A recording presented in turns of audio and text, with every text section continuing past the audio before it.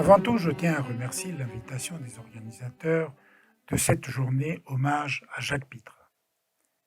J'ai connu Jacques Pitra à la rentrée de septembre 1969. Je venais du Mexique avec une licence en physique et le cours de DEA en IA de Jacques Pitra a été pour moi une grande révélation.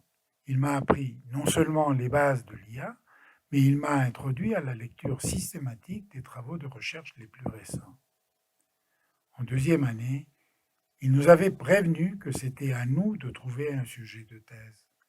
Il nous appuierait avec des conseils et des orientations dès le début, mais cela ne devrait pas nous empêcher de faire l'effort créatif personnel. C'était un modèle opposé au style anglo-saxon pyramidal.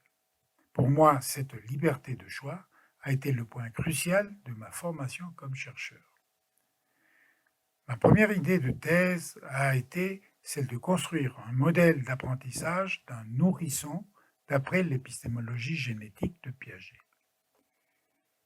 Idée un peu farfelue à l'époque, mais à ma grande surprise, Jacques Pitra ne m'a pas renvoyé immédiatement de retour au Mexique.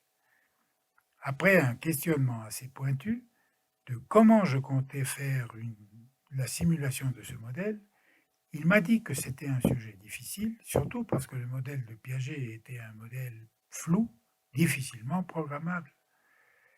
J'ai été impressionné par son ouverture d'esprit qui traduisait une vision de l'IA très globale. Au bout de quelques mois, je suis allé le voir pour lui avouer que j'étais dans une impasse. On a longtemps discuté, j'étais inquiet, et c'est là où j'ai senti vraiment l'appui de mon professeur. Il m'a insisté que je devais m'éloigner du modèle du nourrisson et créer un modèle artificiel plus facile à programmer. Avec ces mots, M. Pitra m'avait ouvert une petite fenêtre par où la lumière commençait à percer. 2 mois plus tard, j'allais le voir pour lui proposer un nouveau modèle, où le nourrisson s'était converti en un petit robot simulé, et l'assimilation et l'accommodation de l'épistémologie génétique se convertissaient en planification et apprentissage. Et l'environnement du bébé devenait la simulation d'une ville dans laquelle le robot devait apprendre à survivre.